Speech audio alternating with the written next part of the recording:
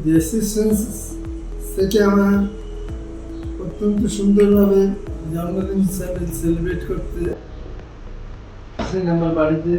আপনাকে খুব আগে ক্লাব বুকে, তারপরে কেক দুটো লিটার দিয়েছেন উপহার, অত্যন্ত সুন্দর। এবং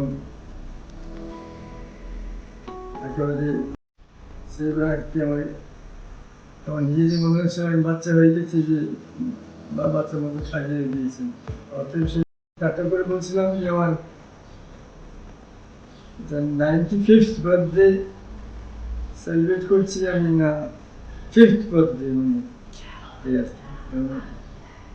জিনিসটা এত করেছে যেন নিজেকে ছেলে মানুষ ভাবতে খুব ভালো লাগছে।